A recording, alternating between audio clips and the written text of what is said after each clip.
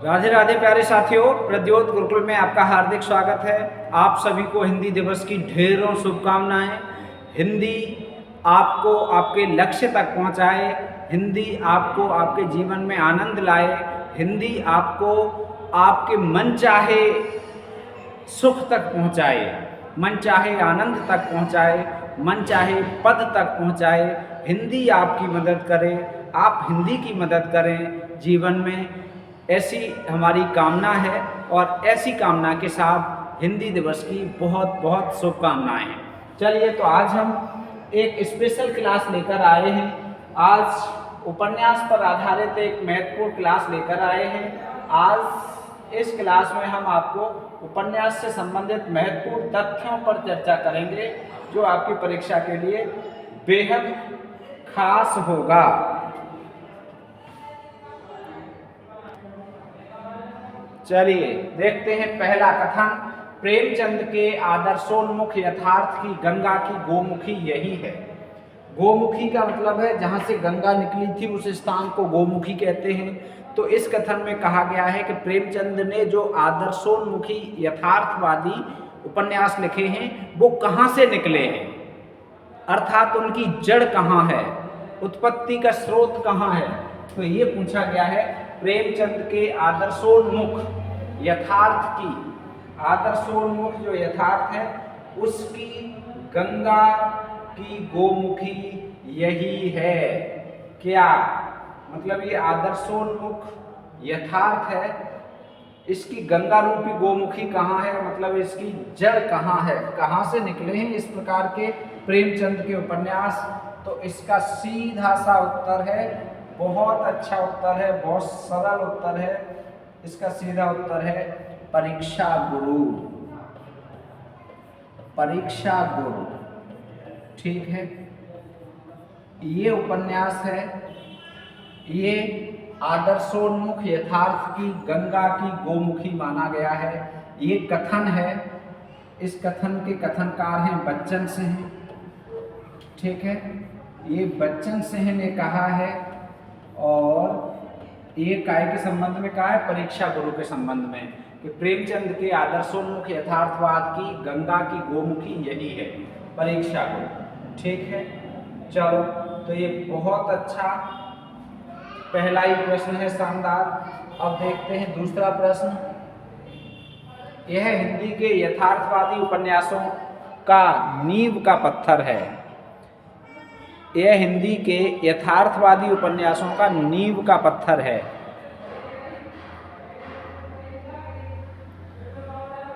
यह हिंदी के यथार्थवादी उपन्यासों का नींव का पत्थर है।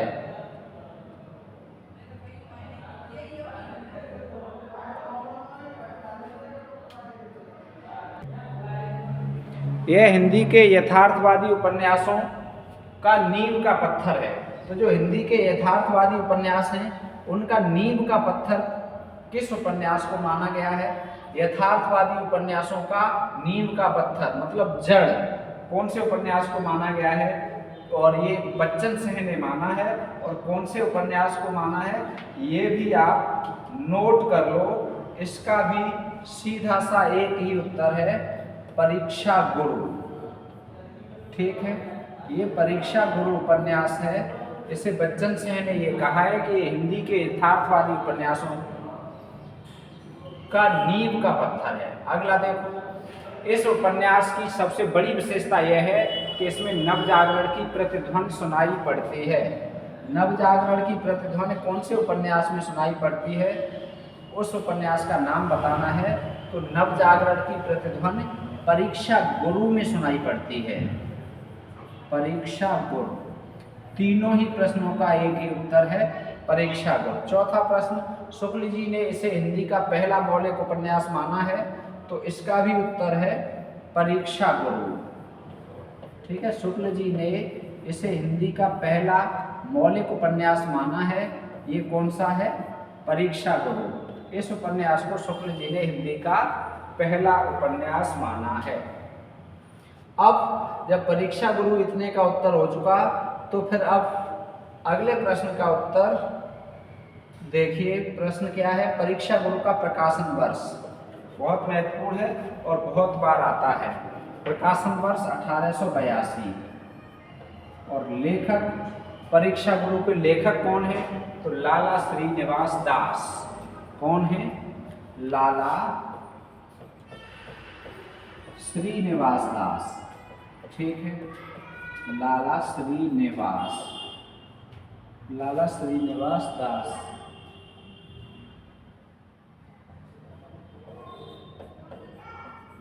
ठीक है, लाला श्रीनिवास दास इसके लेखक हैं, परीक्षा गुरु उपन्यास के। ठीक है, इन्होंने नाटक भी लिखा था रणधीर प्रेम मोहिनी, बहुत ही चर्चित नाटक था रणधीर प्रेम मोहिनी। ठीक है, चलो ये थोड़ा सा छोटा करे ले रहे हैं, कम दिख रहा है।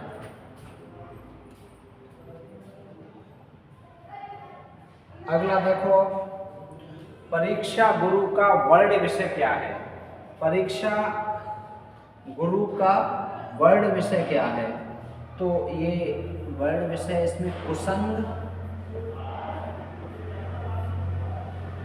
और अच्छा संग।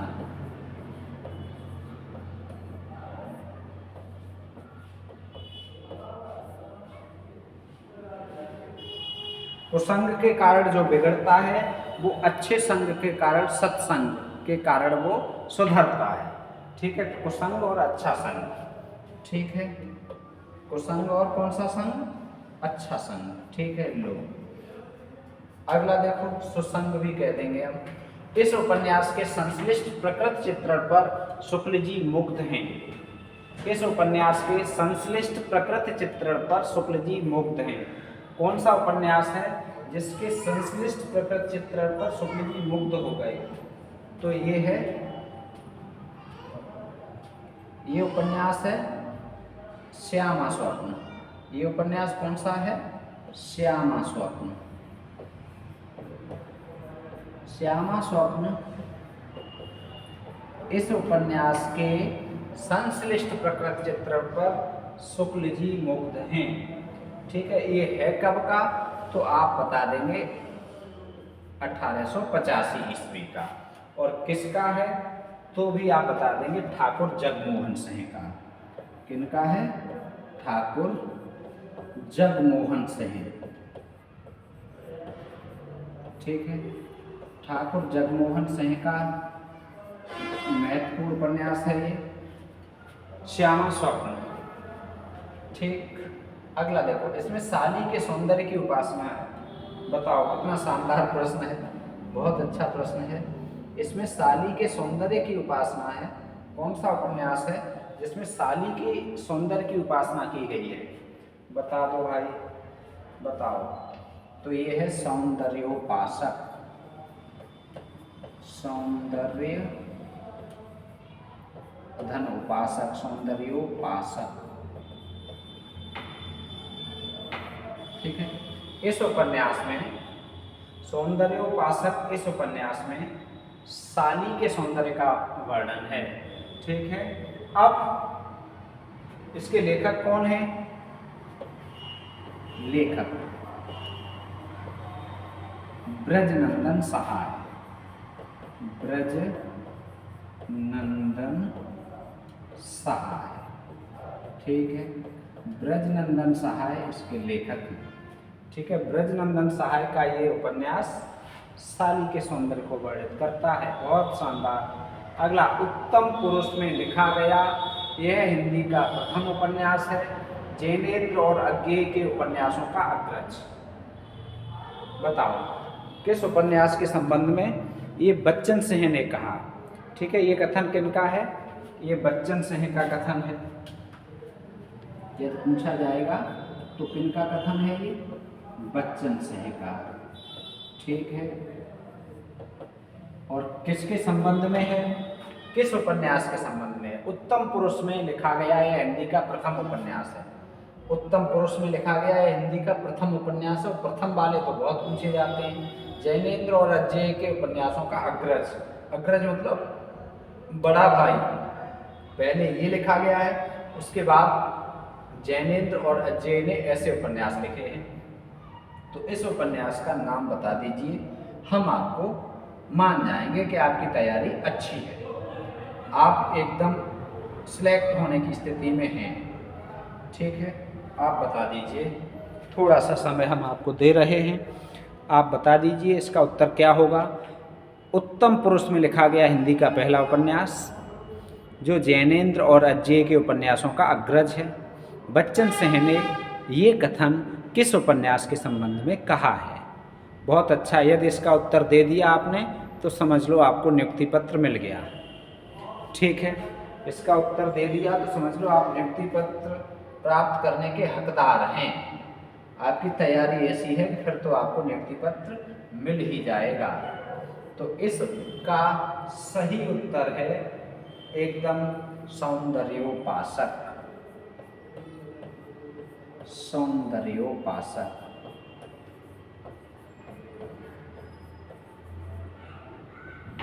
ठीक है, इसका हमने यहाँ पहले इसीलिए लिया, साली की उपासना की गई है, साली के सौंदर्य की उपासना की गई है, ये याद रखना चाहिए आपको।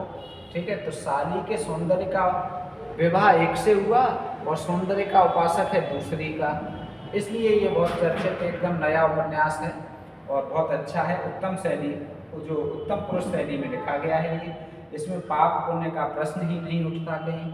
ठीक है, चलो, सौंदर्य उपासक के संबंध में, और है किनका? ब्रजनंदन सहाय का।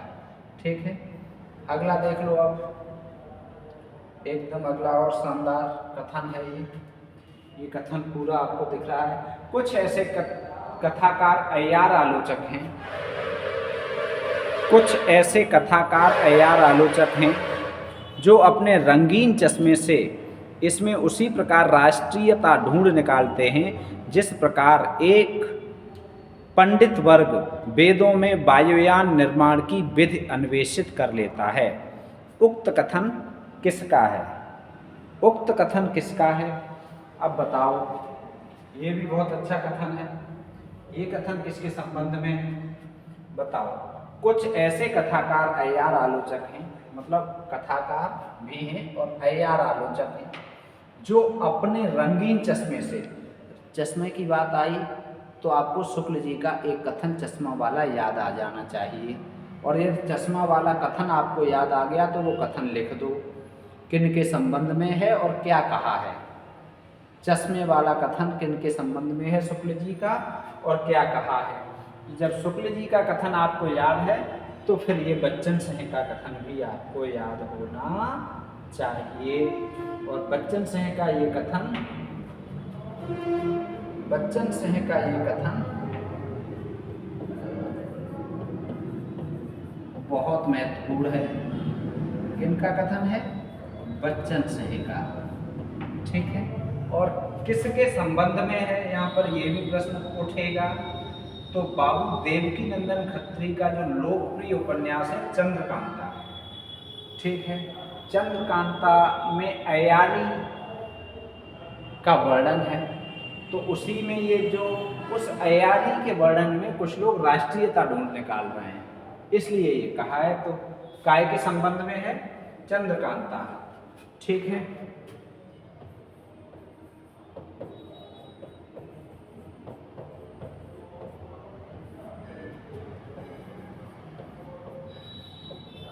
चंद्रकांता के संबंध में।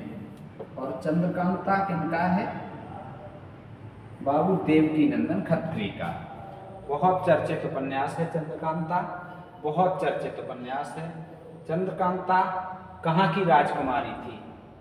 तो चंद्रकांता कहाँ की राजकुमारी थी, ये भी बहुत अच्छा प्रश्न है। अब इस पर, चंद्रकांता पर कुछ प्रश्न, पहले इसका उत्तर जान लो। चंद्रकांता कहाँ की राजकुमारी थी? मच्छर भाई साहब क्या कर रहे हैं?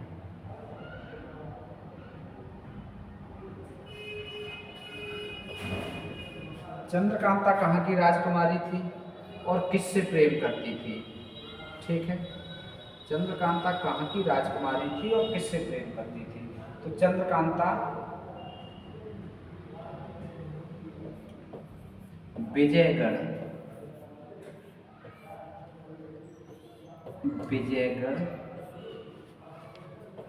नरेश की कन्या थी। नरेश की कन्या थी। ठीक, एक बात, चंद्रकांता कहाँ की राजकुमारी थी? विजयगढ़ नरेश की कन्या थी ये, ठीक है। राजकुमारी का मतलब यही है, वहीं की राजकुमारी थी। और नौगढ़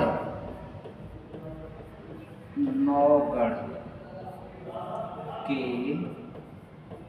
राजकुमार से प्रेम करती थी। राजकुमार से प्रेम करती थी, ठीक है, प्रेम करती थी, ठीक। चंद्रकांता के लेखक कौन हैं? चंद्रकांता 1891 का है। बाबू देवकीनंदन खत्री इसके लेखक हैं, ठीक है। कौन है? बाबू देवकीनंदन खत्री, इनका उपन्यास है और 1891 का है। चलो, चंद्रकांता संतति के लेखक कौन है? तो चंद्रकांता संतति के लेखक भी हैं बाबू देवकीनंदन खत्री, बहुत चर्चित है ये, देवकीनंदन खत्री, देवकीनंदन खत्री, ठीक। चंद्रकांता और ये इन्हीं के हैं। अगला है, इनकी विषय वस्तु क्या है? इनकी विषय वस्तु क्या है? तो ये उपन्यास आपको लिख रखे हैं यहाँ, इनकी विषय वस्तु बतानी है एक साथ, अलग अलग उपन्यास हैं। सबसे पहले उपन्यास लिखा हुआ है ठेठ हिंदी का ठाठ, ठीक है। तो इसकी विषय वस्तु क्या है? ठेठ हिंदी का ठाठ। इसकी विषय वस्तु है अनमेल विवाह का परिणाम। क्या है? अनमेल विवाह का परिणाम। अनमेल विवाह का परिणाम, अनमेल विवाह का परिणाम है इसकी विषय वस्तु, ठीक। एक हो गया ठेठ हिंदी का ठाठ। अब दूसरा है अधखिला फूल,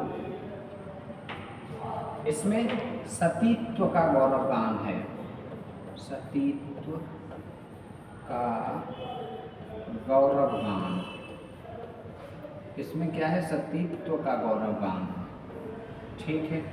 ये दोनों ही अयोध्या सिंह उपाध्याय हरिऔध के, दोनों किनके हैं? अयोध्या सिंह उपाध्याय हरिऔध के, ठीक। अब क्या है? धूर्त रसिक लाल, ये उपन्यास इसका विषय वस्तु क्या है? धूर्त रसिक लाल, बहुत अच्छा उपन्यास है। बताओ, इसमें सत्संग की महिमा का वर्णन है,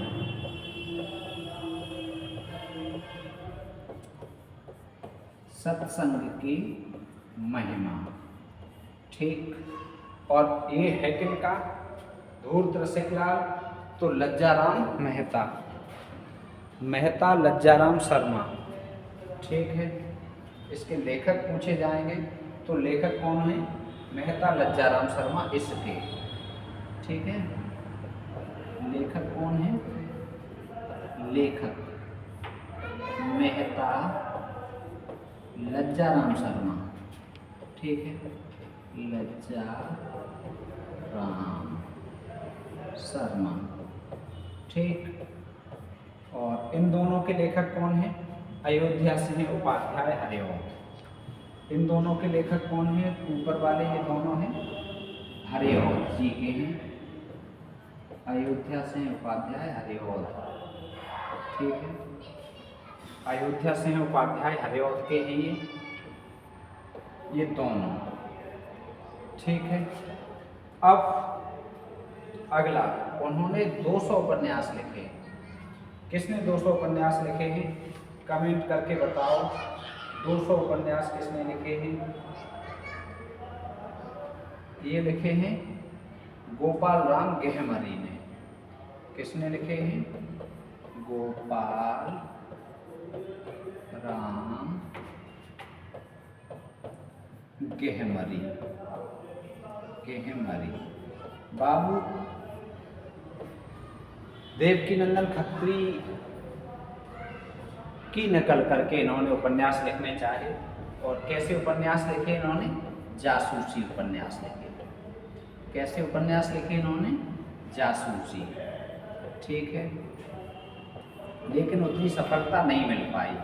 जासूस पत्रिका भी निकाली इन्होंने, जासूस पत्रिका भी निकाली जिसमें ये उपन्यास छापते थे। ठीक है, जासूस पत्रिका भी इन्होंने निकाली जिसमें ये उपन्यास छापते थे। ठीक है, गोपाल राम गेहमरी, इन्होंने लगभग कितने उपन्यास लिख दिए? इन्होंने लिखे लगभग 200 उपन्यास। ठीक है, तो आज की क्लास में इतनी ही चर्चा करेंगे। आज की क्लास में इतनी ही चर्चा करेंगे बस। ठीक, और आपके लिए एक होमवर्क भी दिए दे रहे हैं। ठीक, एक होमवर्क। ठीक है, कमेंट बॉक्स वर्क मान लो, कमेंट बॉक्स वर्क। ठीक है, या होमवर्क मान लो। भाग्यवती, भाग्यवती उपन्यास के लेखक कौन हैं और भाग्यवती का प्रकाशन वर्ष क्या है?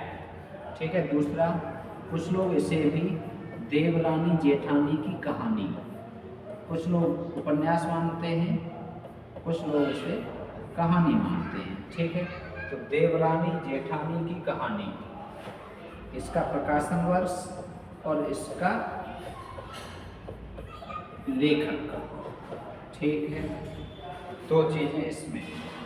तीसरा, बामा शिक्षक, इसके बामा शिक्षक, इसके प्रकाशन वर्ष और इसके लेखक। ठीक, अगला, 3 बहुत हैं तो ठीक है, 3 बहुत हैं भैया, तो ठीक है, 3 बहुत हैं। चलो, तो आज की क्लास में बस इतना ही। PDF इसकी चाहिए तो प्रद्योत गुरुकुल टेलीग्राम चैनल से जुड़ जाइए। आप सभी को हिंदी दिवस की बहुत बहुत शुभकामनाएं। ये हिंदी आपको आपके लक्ष्य तक पहुंचाए और आप सभी को शुभ आशीष, आपको सफलता मिले, आपका मंगलमय जीवन हो जाए, आपकी जीवन में खुशियां ही खुशियां हो जाएं। मिलेंगे फिर। राधे राधे। जय हिंदी, जय भारत।